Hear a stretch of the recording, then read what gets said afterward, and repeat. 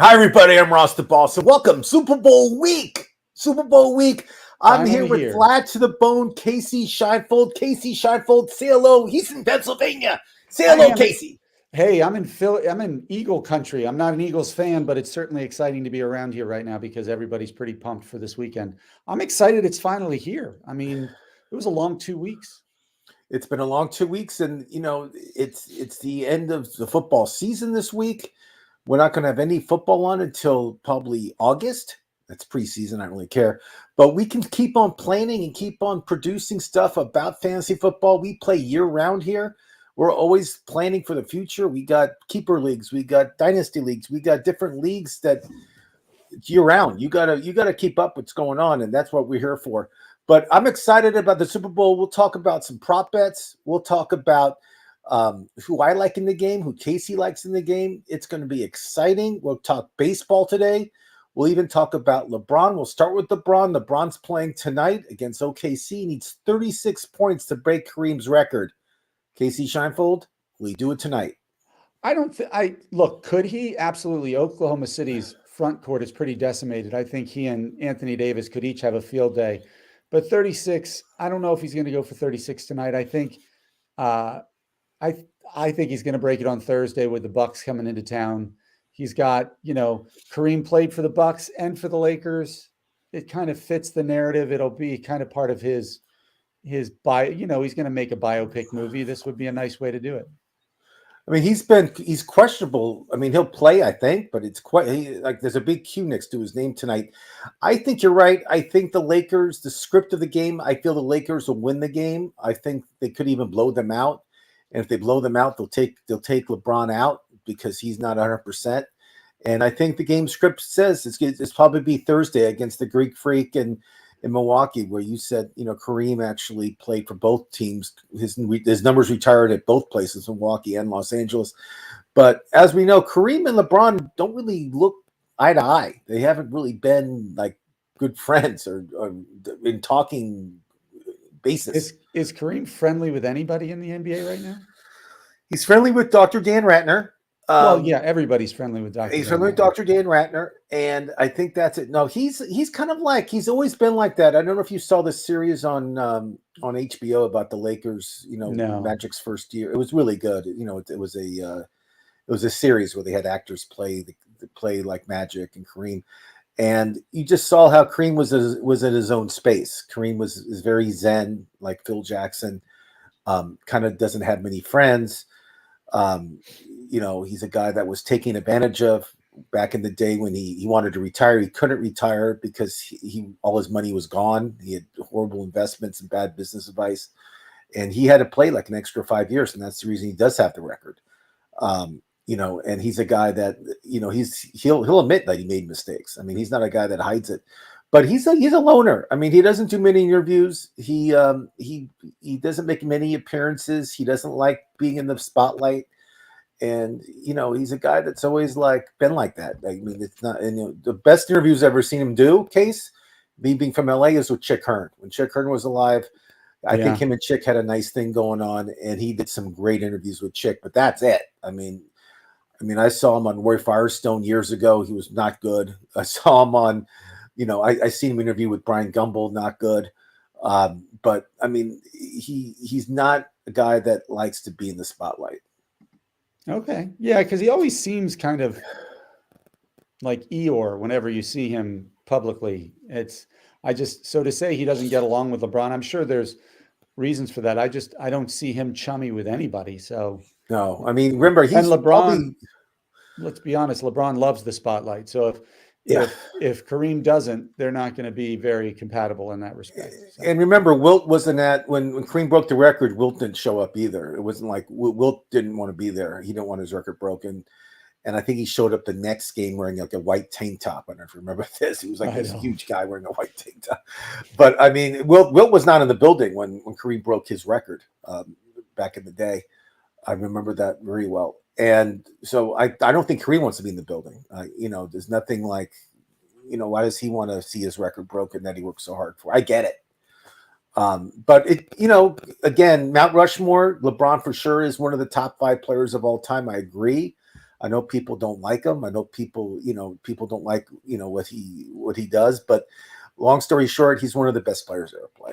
I'm sorry, Oh but yeah, I mean, talent wise, absolutely. I yeah, mean, he's yeah, all around game. I don't think there's any argument that he's top 3 or 4 of all time. yeah. I The mean, question is like, what does he do to the teams he joins in terms of decimating them or making them play through him, and whether that makes them a better team? Certainly, he's won in Miami, won in Cleveland, and won the shortened season in LA. But uh, I don't know. As he's gotten older, it's almost like he's become an anchor for a team instead of a sail, so to yeah. speak. I mean, I agree. I mean, NBA now it's a youth game. All the good players are under 25.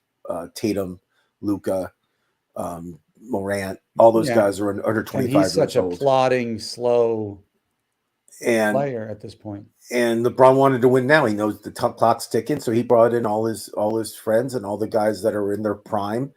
But after a few years, they're out of their prime. The prime's over Yeah. with. Now, And LeBron is obviously the biggest story in the NBA right now. But what were your thoughts on the Kyrie Irving to the Dallas ugh, Mavericks? I didn't. I know. First of all, the Mavericks' problem isn't their offense; it's their defense. And Yeah, Irving's not a good he defensive doesn't player. help there. Yeah, No, I mean their defense is the big problem. And Luka and Irving, it's like, they're both great players, great shooters, but I just feel it doesn't help Luka's game having him on the floor. I think Luka's points per game will go down, obviously. I mean, he'll probably lose 4 or 5 points a game. But I just don't think it helps Dallas that much. And they gave up Finney Smith, who's their best defender. They gave up Dinwiddie, who's having an unbelievable year, who's shooting over 40% at the 3-point line, Dinwiddie. yeah, So for me, I mean, I was surprised he went to Dallas. I didn't think that was the type of player they needed. I think they needed more of a rim protector. I think they needed more of a center. That's more a guy can get rebounds, because Luka can shoot. I mean, you're talking about one of the best offensive weapons in the NBA. all round offensive weapons. Yeah, And do you really want, I mean, I know Irving's good, but I mean, he thinks the earth is flat. He had those anti-Semitic film on his Twitter that he didn't produce it. He says he didn't. but I didn't but he make it. I promoted just it. put it on my Twitter. Well, you shared it with all your fans that this is what you watch. So don't. I'm not an idiot. But again, I mean, do you really want all that bad press and all that black cloud that goes over his head when he comes to towns? I mean, do you want Yeah, that? No, I mean, I wouldn't want that here. And I'm a Clipper fan, so definitely don't want him on the Clippers. If it was on the Lakers, I thought it'd be kind of funny to watch him and LeBron play with each other and argue when they lose, but that never happened. But no, I didn't. Did you like the trade? Did you think it was something that Dallas had to do to win the championship? I mean, the odds went to 28-1 to 12-1 in Vegas after the trade happened. So bettors think Dallas got better, but I don't know. well, I mean, look, you added another great scorer to that offense. As much as I don't like Kyrie, his handles are insane, and his ability to finish around the rim, given his size, might be as good as anybody. That can always benefit you. But I always worry because Luke is a ball dominant guy, Kyrie Irving is a ball dominant guy. When you add one of those mid season, how well does that chemistry go? So I don't know. I would have rather a post presence for them, somebody who could be defensive minded but also score. But what do I know? I'm the worst fantasy basketball player there is. The NBA is a crazy game, and now I think Durant's going to leave Brooklyn. I think he'll be gone. I think he'll be a Celtic. I think Jaylen Brown's going to be a Brooklyn Net. I think they'll trade. Those two guys will switch places.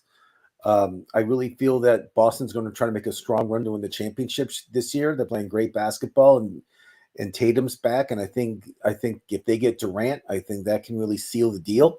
Yeah. So we'll see some more veterans leave. I think Van Fleet of Toronto will be a Clipper.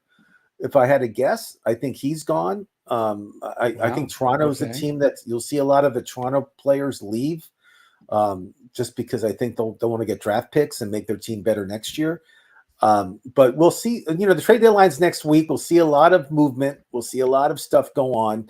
I don't know if we'll see any more superstars. Maybe Durant, but Van Fleet, I don't say is a superstar. I love him though. You know, he's from Rockford, Illinois. He was not drafted. Went to Wichita State. He was an all-star that was never drafted. Not many players have done that. I think he's the only one. But you know, again, we'll see some movement. I'm curious to see what happens next week. We'll talk about it. It'll be fun. But let's talk Super Bowl.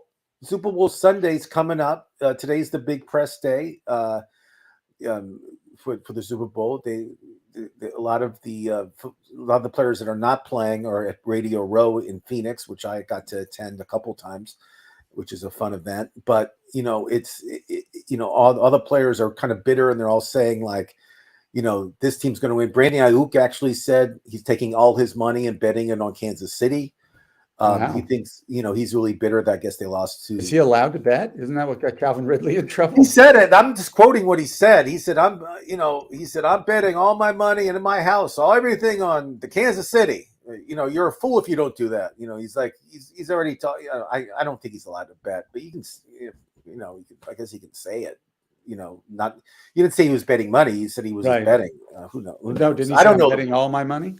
I don't know. But let's talk about the game, Kasey. You know, Eagles are playing Kansas City. Eagles are the favorites. What's the line right now? Who do you like? What do you think the narrative of the game will be? What players do you think will have the biggest impact? What's the line? How much are they favored by? Do you know? I can look it up. Hold on. You know, the line's been changing a lot, so I don't want to give you the wrong number. And what day is the Super Bowl? On the 12th? Yeah. So the game is the line is right now. The line is -1.5. The Eagles are favorites, and the over under is 50.5 points. So it's a pretty good number. I mean, I would say the game's pretty even. I don't see it being a 1-point game. I think whoever wins will win by more than a touchdown. That's my opinion. I can say it. But you know, I'm just curious. Who do you see winning the game? I'll give you my analysis after you give yours. I think on paper the Eagles have the better team. Their defense is as complete of a defense, I think, that we've seen with their pass rush and their ability to contain the passing game. Offensively, obviously, with Smith and Brown and then Jalen Hurts. And I mean, they have a complete team, Dallas Goedert, Miles Sanders. But they've never been in the Super Bowl before. And Kansas City has been there and won it. And Patrick Mahomes has been there and won it.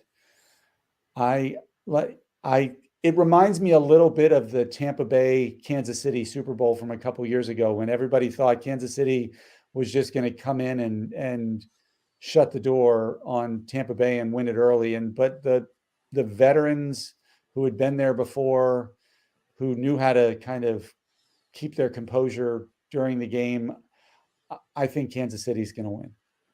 So you like Kansas City. I understand their narrative. I feel a little different.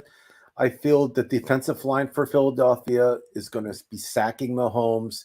The Bengals were looking like they were getting to Mahomes a lot, and their defensive line is not even close to what the Eagles are. The Eagles led the league in sacks at 70. Mahomes' ankle is still sprained. It didn't miraculously have a cure, so his mobility is not going to be great. And we all know the running game for the Chiefs is mediocre at best. I mean, I know Isaiah Pacheco's good. I get it, but just the run blocking is not the greatest. But I just feel the receivers for the Chiefs are not the elite receivers that Mahomes needs to win the game. I feel the DBs will really stick to these receivers for the Chiefs, and I see the defense really stepping up for the Eagles against the Chiefs on Sunday. I think the Eagles are going to run the ball. They've been running the ball the past few weeks. I mean, their running game with Sanders and Gainwell and even Boston Scott. They've been running, Kasey Shienvold. They've been running and running and running. Look, I agree with you wholeheartedly that on paper, the Eagles should win this game and win it probably by 7 or 8 points. Then you're taking the Eagles then. There you go. But I'm taking the Chiefs. Okay, you think I think yes, the Eagles pass rush is scary. I think Andy Reid is going to dial up the draws and screen game to make the pass rush hesitate a little bit early, get McKissick involved. or is it McKissick or McKinnon? McKinnon, I think. I get them McKinnon, the confused. running back, McKissick is the who one can in catch the ball, Washington. who can run the ball. Right. Who's a very I good think you're option. going to see that happen. I think you're going to see Kadarius Toney heavily involved in those kind of short bubble screens too, and Travis Kelce. Like I think he's still Travis the X Kelce's going to factor 100 in all of yards this. and a touchdown. I agree with 100% with Travis Kelce. I love Jalen Hurts. He might be my favorite player in the NFL just because of his story, what he's overcome in college, what he's done since he's been in the league. He just seems like a good dude who works hard and does it the right way and is super talented. But I just think Patrick Mahomes is going to win the game. I Andy think Reid beating the Eagles would be like the perfect narrative for him to ride out into the sunset, that he gets his second Super Bowl win, and it's against the Eagles, a team who he coached brilliantly for a very long time, and they fired him because Terrell Owens was toxic, and that wasn't his fault. I think the Eagles are going to win the game. I think that Devontae Smith will be considered an MVP. If it's not Hurts, it'll be Smith. I think he'll have a huge game for the Eagles. I don't think the DBs for the Chiefs are that great, and a couple of them are banged up. So there you go. I just don't think they can keep up with the Eagles. And with Hurts being a runner, he can hurt you running the ball too. I just think the Eagles are just too much for the Kansas City Chiefs, and I feel that A.J. Brown's going to have a good game. Smith will have a good game. But Dallas let me ask you Goedert's going to have a this. good game. Isn't that exactly what we said about the Bengals against the Chiefs? Yeah, That but Jamar again, Chase, but that Joe game was in Mixon. Kansas City, and I told you the Bengals won 3 games in a row, and I also told you that Bengals were talking smack, which I don't like of any team talking bad about another team before they play each other. I hate that stuff because you always curse yourself. And yes, of course, we talked about it with Kansas City, and the refs did kind of screw over the Bengals. You got to admit that, Kasey Shienvold. It was not a pleasant game to watch if you're a Bengal fan. But all that being said, I'm going to go with the Eagles. I'll go with the over. I think there'll be some touchdowns scored. I feel Travis Kelce and Jason Kelce's mom's going to be on the field at least. She's guaranteed because all the family's invited on the field for the winning team. So she has a spot already. I don't know what son There's it's a going to petition be. now for her to do the coin toss. It'd be great. I don't think they'll do it, but I don't either, but that'd I be mean, awesome. she was on Sports Center this morning, and they interviewed her, and they said, "Well, are you going to be on the field?" She says, "Yeah, it's because the winning team is on the field when they get the trophy. All the families invited." And she said, "The son that loses, will you see him?" He says, "Well, the team that loses, they always have a party at the hotel, so I'll go to the hotel who's having the party, and I'll see my son who lost." But again, I mean, if you made it to the Super Bowl, I know you lost a big game, but you're still a winner. I mean, you're still had a great season, you know. What does So this say about the University of Cincinnati, though? I mean, come on, aren't they? They're Ohio boys, Ross. You should be they're excited. both. I think they're Shaker Heights. I think they're from like Dr. Dan Ratner's. They're from near where he grew up. Yeah. Yeah, I think it's Dr. Dan Ratner's property near him. So let's talk about some of the props. I want to talk about the prop bets and see who you like and just All what right. your take is. Go for it. Mahomes, his prop bet for over under is 294. Do you think he'll have over 294 yards or under 294? I'm going to go under, but barely under. I like the under too. I like it. I think he'll get around 270. Actually, Yeah, I was thinking 280. Yeah. So we're both on the same page. Jalen Hurts 245 and a half. Under. I agree. Both I think he's going to unders. have. I think he's going to have more than 245 total yards, but I think. Oh yeah, that's I easy. think 80 of them are going to be on the ground. Okay, Isaiah Pacheco over 46 and a half yards. Over. Okay, so far we're 3-3. This is a bet I like a lot just because the Eagles running games have been really well. Gainwell over 19 and a half yards. Ooh, I'll say over. I like that one too. Dallas Goedert 50 yards receiving over under. I like the over in that. I think he'll do it. Devontae Smith 61 and a half receiving yards. I'll take the over on that one. Agree. A.J. Brown 70 yards. I'm going to take the under. McKinnon 19 and a half yards rushing. Ooh, rushing. Just rushing. I'm going to take the over. I think he's going to run a draw that'll get him 15 yards, and then he'll piece the rest together. Mahomes, 20 yards rushing, yes or no? Yes. What color Gatorade do you think will happen? Do you think it will be? Do you think it's going to be blue, yellow, clear, red? I think it's going to be. I'm going to go red. Red, okay. Put that down. $20. Coin flip, heads or tails? Tails. Travis Kelce, over 6.5 receptions. Over under. I think he's going to have more than that in the first half. Jalen Hurts, interception or no interception? 1 interception. Jalen Hurts, touchdown scored, which means he'll rush a touchdown. 3 total. Because does a passing one count? Yeah. Travis Kelce, touchdown scored. Yes. You say yes. Interesting. First penalty, Philadelphia or Kansas City? First penalty will be offsides on Philadelphia. Encroachment. Like it. So these are, I mean, there's 270 prop bets. It's they're nuts. There's so many prop bets that, like, if you have an insider that like knows people on the field, that's inside information. You can tell you how long the national anthem is, how long the halftime show is. There's so many crazy props. I just don't understand how they can make it like legal to bet, because it's like some of this stuff is pre-taped. Yeah. So I don't know. I just think it's I think it's gone crazy with 270 different props. And how many times they show Travis Kelce's mom? You know what I mean? How many times? Right. There's so much stuff, Kasey Shienvold. It's crazy. It's crazy, but it should be a good game. I hope it's a close game. It should be entertaining. I'm going to a Super Bowl party. The guy who gives it has everything from ribs to shrimp to chicken, everything you can imagine. Well, that's a good one to be at there. He has an unbelievable cook. It's going to be great. I'll be at soccer games. You're at soccer games. I'll stream it on my phone. I will text you the updates if you need me to. Okay. So, baseball's coming up, Kasey. Before we jump to baseball, did you watch any of the Pro Bowl?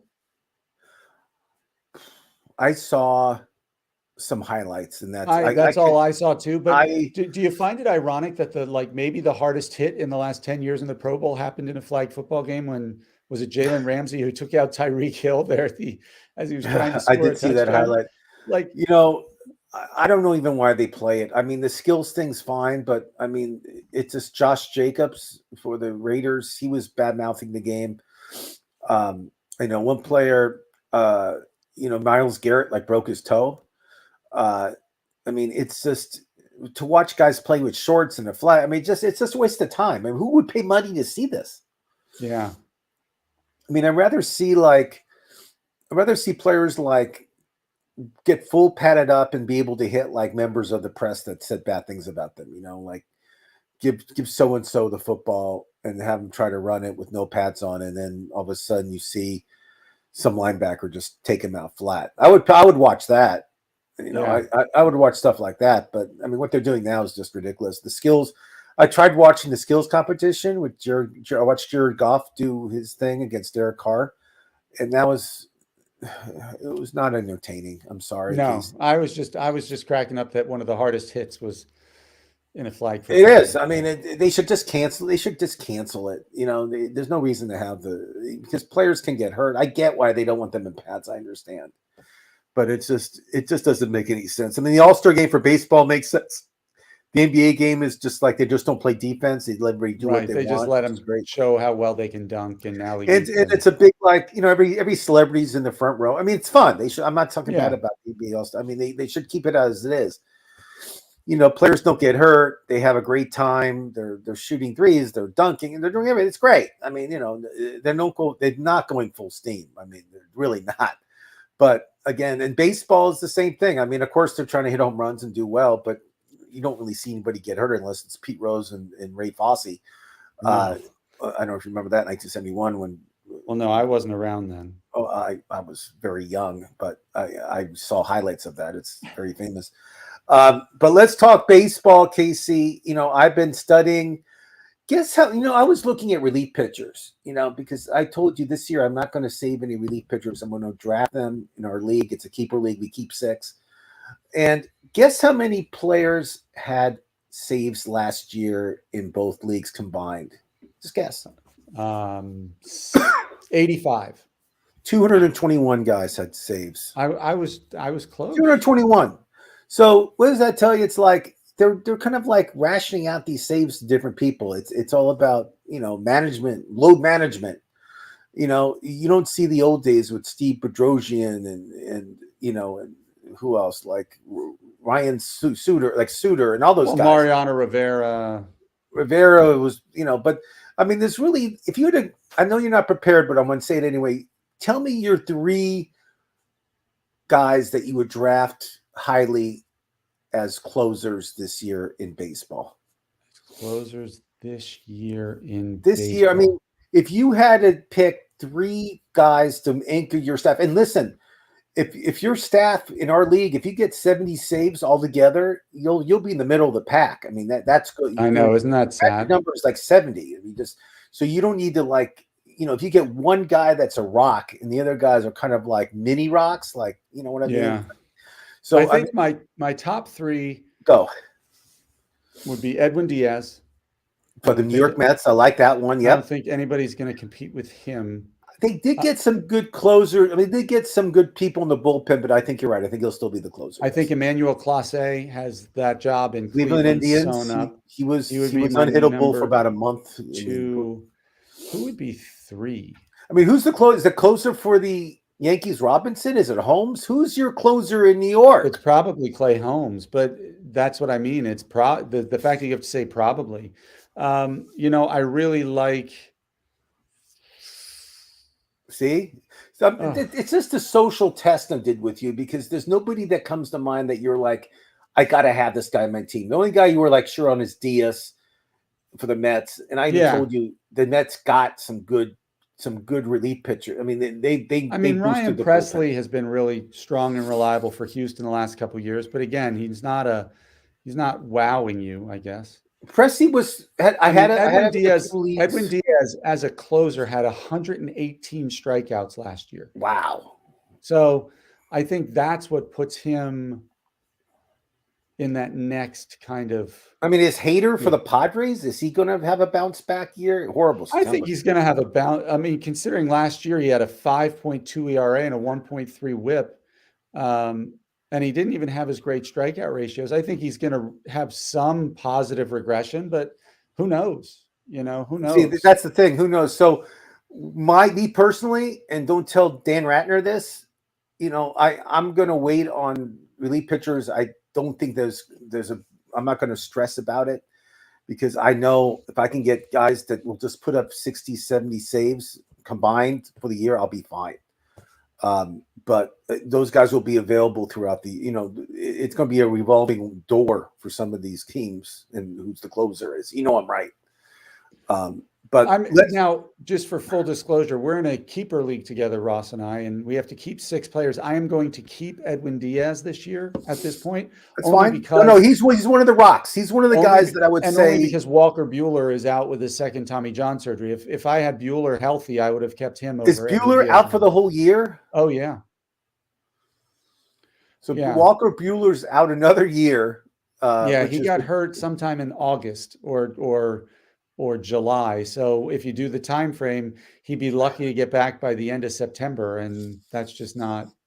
Yeah, I don't blame you. So if you guys have Walker Buehler like anywhere in your charts, just take him off. He's not going to play. If you have Trevor Story, take him off. He's not playing this year. Maybe September. What are your thoughts? Speaking of Trevor's, Bauer. He's he's a free agent. Kasey's a free agent. He can sign anywhere he wants, and they can pay him $900,000. So for $900,000, you get Trevor Bauer on your team. Right, and the Dodgers my thoughts on him. Well, me being a Reds fan, and our only Cy Young winner in our history is Trevor Bauer. I like the guy. I think he's a good arm. I don't know all the details. They won't release all the details. What Yeah, the happened? baggage that comes with it I is mean, he is a head case. He's not normal.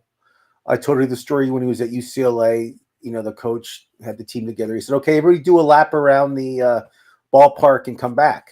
Okay, right? I mean, you do that with your soccer team. Take a lap around, come back. Trevor Bowers told the coach right there, I don't do that. It's not part of my training. I don't take laps. yeah. My dad told me it's not good for me. I mean, really, a coach tells you to take a lap, you're not doing it.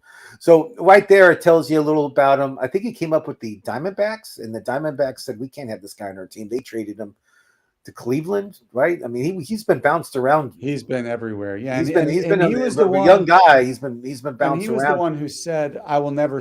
Before he signed the multi-year contract with the Dodgers, he said, "I'll only sign 1 year at a time because I want to maximize my value." Yep. Meaning he wants to like reset So the. what I think about him, I think he'll go to a small market team, someplace he won't be like asked a million questions by the press. He won't go to New York. He won't go to LA. LA doesn't even want him. They released, he won't be the Angel. He's gonna be playing in a small market team, Pittsburgh, Texas. Somebody like that. Someplace he can be like buried and not get the. He doesn't want to be talked about and be micromanaged by all these press people. So I feel he's going to be back. I feel he hasn't. He'll be 100%. He hasn't thrown the ball in 2 years, so he'll be great. It's just a question: do you want him on your team? Do you want to? If you're a manager, do you want to? You can't manage the guy. He does what he wants. Yeah. So let's talk about some. I mean, we mentioned Josh Hader, like these high achieving players who just were bust last year. What are your thoughts on Juan Soto coming into this year? Because he really struggled last year So too. that ballpark, Kasey, horrible hitters ballpark. San Diego, I don't care what you say. It's a bad place if you're a hitter. I mean, there's good places, there's a bad places. It's just not a great place. But Tatis comes back in 23 games, and those guys batting back and forth with each other, and he has a great lineup. Those guys people in front of him will get on base. People behind him can hit. I mean, he's in a good spot. I think let him get used to it. I mean, this is his second team. He played for the Nationals for a couple years at least, or 3 years. And, he came up at 19 years old. So let the kid get a little adjusted. You know what I mean? Let him get adjusted. Let him get acquainted to California. Talent wise, he's top 5 player in the league. I mean, he still is. I have him very high. I worry about that ballpark, but his lineup he's playing with is one of the best in the baseball. I mean, that. But I like Juan Soto. I think him and Tatis together is going to be a great duo.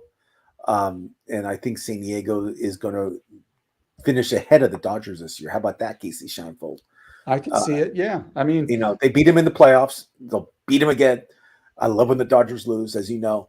But I think that Juan Soto. But I also was looking at all the rookies that are getting all this press. There's all these rookies around the league that are people saying like, "Oh, this guy's good. This guy," and then in fantasy baseball, I just won't take a rookie that high. I'll take a rookie in the last round, but not high, just because. I mean, look at Wando Franco. Remember how high you were on Wando Franco? That's all you talked about for like a month is Wando Franco. When did he come out?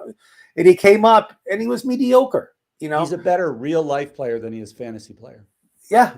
And look at do you remember Aaron Judge's rookie year or Mike Trout's rookie year? Or some of these players had rookie years and they played like rookies, even like Harper, his first year. I mean, they were great players, but their first year as a rookie, it takes adjusting to get used to the hitting and the schedule and everything else. Yeah. It's not that, and people that want to take these rookies like high up, you should not do it. I totally don't think you should take these rookies unless if it's a dynasty league and you have faith that these guys will be good someday. I understand, I get it, Sure. but not a redraft league. You're not drafting these rookies that high because it's just there's a great chance they're not going to pan through. There really is. Yeah. So I mean, yeah. Another bounce back player, or do you think there's a chance for a bounce back? Jonathan India, your rookie of the year in 2021. in Cincinnati, and then 2022 was just bad. I mean, it was just Well, he was bad. hurt. He was hurt almost the whole year. I mean, Yeah, he they said he played had hurt. hamstring issues. He had horrible injuries. I mean, he just couldn't stay healthy. When he's healthy, he's a great player. He really is. I like Jonathan Dia, especially at second base, because, as you know, it's a very at that position at second base. It's not the greatest position in Major League Baseball when it comes to hitting. I know there's some good ones, like Trey Turner. I think qualifies at second base, and Jose Cuiva is second baseman. But there's not many No, great really, hitting. the only there's 3 second basemen who are worthy of anywhere near a high draft pick, and that's Altuve, Marcus Simeon, and Ozzie Albies. And even Albies is questionable because he was hurt. And look at LB's. I mean, look, I was looking at his stats yesterday. I mean, fantasy wise, his stats are not good. I mean, they're Well, really if not. you look, last year was bad. He had a fractured foot and a fractured hand at Okay. various points during the season. So 2022, you got to look away from. But if you look at 2020, the shortened season, in 2021, he had the trajectory of Jose Altuve. Maybe not quite as much speed, but he had that same kind of trajectory in terms of his career. And in these redraft leagues, I'm already like kind of setting my redraft like order, and just in case if I missed a draft, God forbid, which I usually don't, but just in emergency situations, I'm putting Aaron Judge as the number one pick. I mean, my number one pick is going to be my number one draft. If I have the opportunity, is going to be Aaron Judge. I mean, I don't know. Yeah, and that certainly is legitimate. I have a hard time doing that because I think outfield is so deep, and there are other players worthy of the first pick that play other positions. I think Trey Turner, giving you power and speed from shortstop and second base, where he qualifies at both, just trumps it a little bit. But I'm a Yankee guy, so like Aaron Judge, I hope he repeats last year, and if he does, he's the most valuable player in fantasy because he also steals 18 to 20 bags. He had 18 stolen bases last year, and he hits 60 home runs and bats 290 something. I mean, you can't draw it up much better than that. And it's just fun to watch him. I mean, to watch this guy hit the ball, it's like Paul Bunyan. He's a mammoth. I also worry about that. How quickly do you break down at 6'7", 6'8" physically? I mean, just it takes one small back injury or oblique, and his season is kind of. Yeah, let's not talk like that. I have him in our league. So. Oh no, I don't. Look, I'm a Yankee fan. We need him. So okay, good. I'm rooting for him. So I mean, and with baseball season, I mean, we'll talk about each position. We'll give the people in depth conversations on every player that we should draft. If you have any questions, you can always you can hit us up right now if you have any baseball questions. Love to answer them. Or even Super Bowl questions. If any questions, daily fantasy players, if you guys want to know what lineup to set, let me know. But again, with baseball coming up and camps opening up next week, there's a lot of excitement on a lot of these new players that are joining teams, and we got what we got starting up next month, which I don't know if you remember this. It's the World Baseball Classic. Yeah, March 23rd or something like that. Yeah, it's country against country, and the U.S. roster has been every week there's somebody else that drops in and drops out. It's like a revolving door. I mean, players want to play, they don't want to play. So I mean, they're getting a lot of good players. But the reason I'm telling you to watch this is because there's players from Japan that are going to play in the major leagues for the first time. Like Cueto. And you can kind of scout him before the draft. You can scout him like the kid from Boston who's an outfielder. I've never seen him hit Major League Baseball pitching. I never seen him hit. I've seen him hit in Japan, but not against Major League Baseball. So in these World Baseball Classic, you'll be able to see him hit against guys who pitch in the Major League Baseball. Because some of these guys in Japan, they come to the United States and they can't hit. I mean, there's a big difference between pitching in the U.S. compared to Japan. No offense to Japanese pitchers, so there's some really great Japanese pitchers, but the skill level is a lot higher here in the United States. We all know that. Yeah. So the World Baseball Classic, it's a great. I love watching it. I love seeing all the different countries. Even Israel has a team, which is kind of fun to watch. I still have my Israel baseball cap somewhere in Yeah, my I house. remember that. Yeah. I have. I'll bring it out during the when they play. But so I mean, just stuff like that is good to look at because sometimes if that certain player is hitting great in the World Baseball Classic, sometimes it transfers over to this baseball season. Sometimes it just the guy can just make it like he just transitions right into the season and he's ready. He's just rolling. So you got to watch the baseball classic. You got to watch who's playing, who's not, and everything else. There'll be spring training. Spring training is going to happen too. But again, it's another feather you got to worry about in your cap with watching the World Baseball Classic. I think should be fun, and let's let's talk like let's talk another position. What do you think about the catching position, and how many catchers you think are worth taking in the first few rounds? Let's say, because I Uh, find it I very don't think there's. sparse. I don't know if there's any that's worth taking in the first 2 or 3 rounds. I mean, if Dalton Varsho really does thrive the way they say he's going to in Toronto, he qualifies a catcher for He this year. He qualifies. He's won't. not playing catcher in Toronto. He's He not going to won't play qualify catcher. after this year because Alejandro Kirk is going to get Well, most of Kirk's that. going to play in the. Who's the other catcher? They have two guys that alternate, which make Varsho's going to be um, probably an outfielder DH, but he'll qualify. Like you said, he's going to qualify Yeah. as a catcher, and that And real. Toronto. I mean, Where they play in Toronto is weird. They're moving in the fences where the gaps are, right? yeah, They're moving the fences back in the like in left corners. field and right field. So they asked a pitcher like for Toronto, they said, "Does that help you or hurt you?" He said, "Well, it helps me." Then they asked one of the hitters for Toronto, and they said, "Well, it helps me too." So I don't know what to tell you about the I ballpark in think Toronto. JT Realmuto is a consideration, but again, not a lock. He's getting older. His biggest benefit was a catcher with speed. I don't know how much he's going to keep running. With every year you Yeah. catch, that's a lot of wear and tear on those knees. Um, other than that, I'm not I mean, sure there's if Will there's. Smith of the Dodgers, who always Yeah, has but over. he's not a top 3 round pick. I don't think. I don't think so. I mean, he's 20 I something mean, home runs. Francisco Alvarez, that everybody's excited about for the Mets, but he's a rookie, and we've talked about rookies already today. Um, How about the guy for Baltimore? Adley Rutschman is a consideration. I mean, he certainly lived up to some of the hype last year, and so he's only going to get better. They're adding Gunnar Henderson to that lineup. Grayson Rodriguez will be up and pitching. They have that Flying Dutchman who's the outfielder. What's his name? Keister. Oh, the guy with the long hair, blonde hair, right? Yeah, I know you're talking about.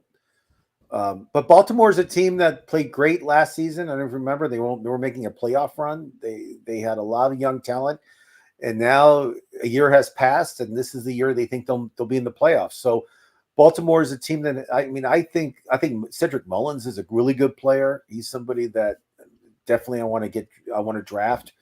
I Oh think yeah. I think Baltimore is going to be a team to be reckoned with this year in the East. I know you don't respect him being a Yankee fan, but I do.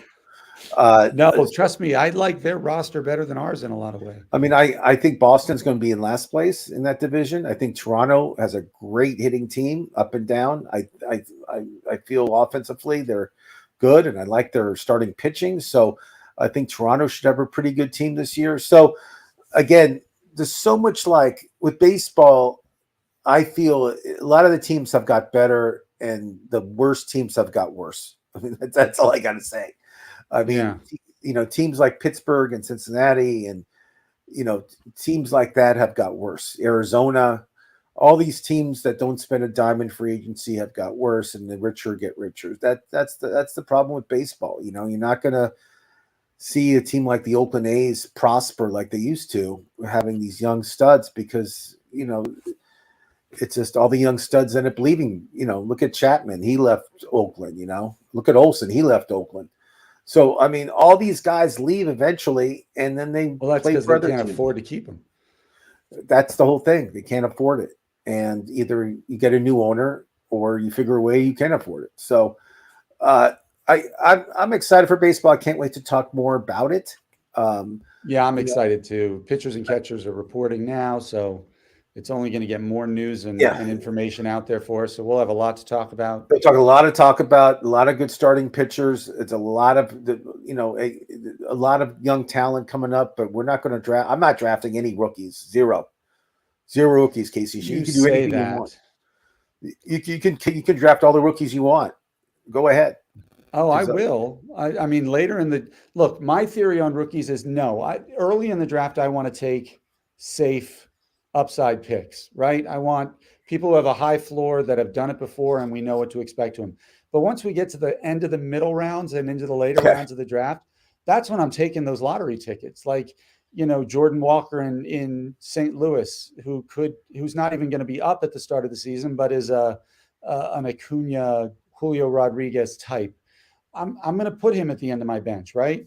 Gunnar Henderson might be one of the early ones to go in Baltimore because he's almost guaranteed the third base spot there, and he's a really good player and a really good hitter. Francisco Alvarez, I'll take a shot with him as my second catcher in hopes that he does what he did in the minor leagues. But you're right. Early in the draft, you don't take him. Middle rounds. No, and I do like your guy Rodriguez for Seattle. A lot, and I do like Bobby Wood. I know you're a big Bobby Wood Jr. guy. I'm a big Bobby Wood Jr. guy, and yeah. I like him too. I was studying him last night, and he's a triple threat with the power, with the stolen bases and average. Yeah, and I think he's just going to get better and better. But that's an example of somebody. If you want to take a young player, take Bobby Wood Jr., who's already played a year in the league. Corbin Carroll in Arizona is another one. I think he could lead the National League in stolen bases in his second year. But just remember, when you take these players from bad teams, they have no one around them to help them with getting on base. And I mean, it's just, you want to take players that have good lineups. You really do. I mean, taking a player from the Nationals, I don't recommend it. Taking a player from the Pittsburgh Pirates, I don't recommend it. I mean, if you want to win your league, you got to take players that play on good teams that have great lineups around them, because it's going to help them with RBIs and runs and everything else, and even batting average. So we'll talk about that more. I know you want to take the best player on the Pittsburgh Pirates. Kasey Shienvold, can you name the best player on the Pittsburgh Pirates right now? Don't look at your Ryan Reynolds. I would say O'Neal Cruz. Well, O'Neal Cruz has the highest ceiling, but I think like right now Brian Reynolds, because he's a shortstop. He's 6'7", 6'7" shortstop. I know he's huge, and he's fast, a big guy, and he's fast, and he hits from power.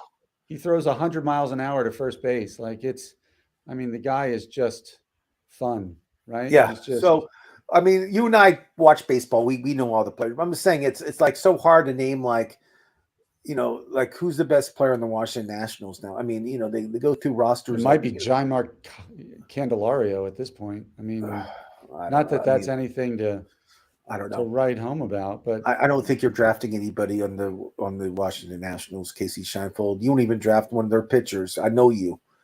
There's no way. I might take Mackenzie Gore at the end of the draft just to. Okay, let me write that down. Okay, good. Okay, well, I'm Ross the Boss. I'm here with Kasey, Vlad to the Bone, Shienvold, and Thursday we'll be here at 1:30 Pacific, 4:30 Eastern, and we'll have this guy named Dr. Dan Ratner, who's not that funny. He thinks he's funny. He does. He's not funny. But we humor him. He is hilarious. I'm kidding. He's very funny. He's very informative. I can't wait to have him on. But I'm Ross the Boss. Enjoy the Super Bowl. I like the Eagles. Kasey likes Kansas City. We'll see who's proud next Tuesday of their pick. Yeah, there you go. And we both think the game's going to go over 50. So there you go. All right, man. Okay, have a good one, everybody. Thanks for watching. I'm out of here.